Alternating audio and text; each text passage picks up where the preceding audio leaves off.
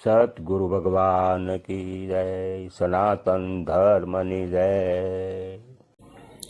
ઉલટ સમાયો સુલટમાં, સુરતા ગઈ શૂન્યમાં। પાનબાઈ માની વાણી છે કે ઉલટને સુલટમાં સમાવી ત્યાં હરી જોયા અખંડ।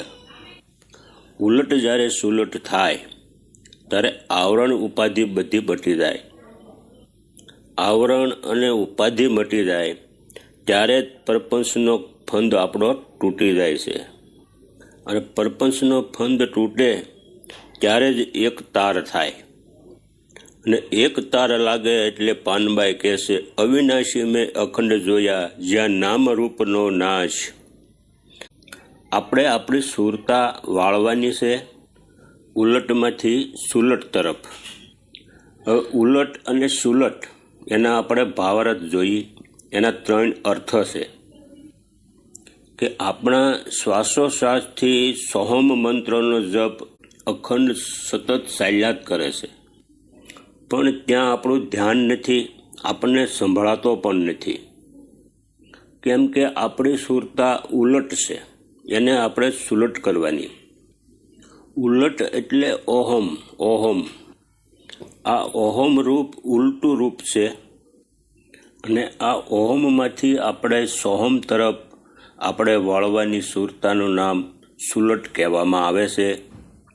અને સતગુરુના વસન દ્વારા આપણે વિવેકથી ઉલટા જપને આપણે સુલટો કરવાનો છે, અને ઓહમમાંથી સોહમમાં જ્યારે આપણો તાર લાગે આને ઉલટથી સુલટમાં સમાયો કહેવાય।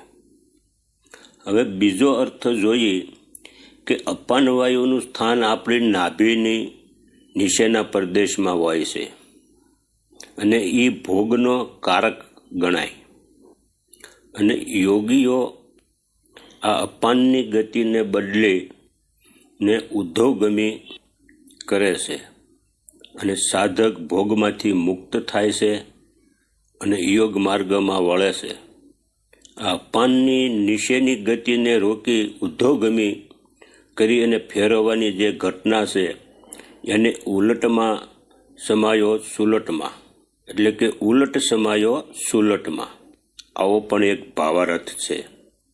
અને ત્રીજું છે કે ચિત્તની વૃત્તિઓ સામાન્ય રીતે ઇન્દ્રિયાભિમુખી અને ઇન્દ્રિયો દ્વારા સંસારકભિમુખ રહે છે। જ્યાં સુધી વૃત્તિઓ આ રીતે બહિર્મુખી છે ત્યાં સુધી જીવનની ઉદ્ધોગતિ થતી નથી, પરંતુ સાધક ધ્યાન દ્વારા ચિત્તની વૃત્તિઓને સંસારમાંથી હટાવે છે અને આત્મા સ્થિર કરે છે, અને આને ઉલટથી સુલટમાં સમાયો કહેવાય। આપણા વિચારો, આપણી વૃત્તિઓ, આપણો ધ્યેય આ સંસાર તરફ છે એને ઉલટ કહેવામાં આવે છે, અને આ બધી વૃત્તિઓને આપણે આપણી ઘટમાં એટલે કે આત્મા તરફ વાળવી આને સુલટ કહેવામાં આવે, અને આત્મા તરફ વળે એટલે ઉલટથી સુલટમાં સમાયો કહેવાય। અને સુલટ થાય એટલે એક તાર લાગે કે ઉલટ સમાયા સુલટમાં, સુરત ગઈ શૂન્યમાં, ભાળી સ્વામીની ભૂમિકા, હરી જોયા અખંડ।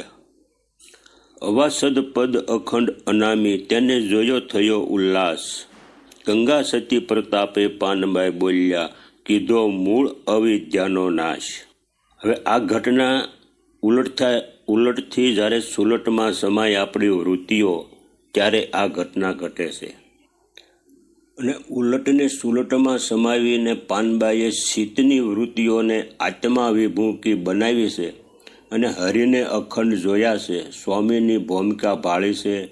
તેથી હવે પાનબાઈ પણ ભેદની ઘટના પણ આપણને બતાવે છે કે આવરણ ઉપાધિ મટી ગઈ અને થયો છે હવે આનંદ રે। મૂળ વિદ્યા એટલે કે વેદાંતનો મૂલાવિદ્યાના નાશ વિના પરમ પદની પ્રાપ્તિ થતી નથી। સમર્થ સદગુરુ શિષ્ય પાનબાઈએ કીધો મૂળ અવિદ્યાનો નાશ। સતગુરુ ભગવાન કી જય, સનાતન ધર્મની જય।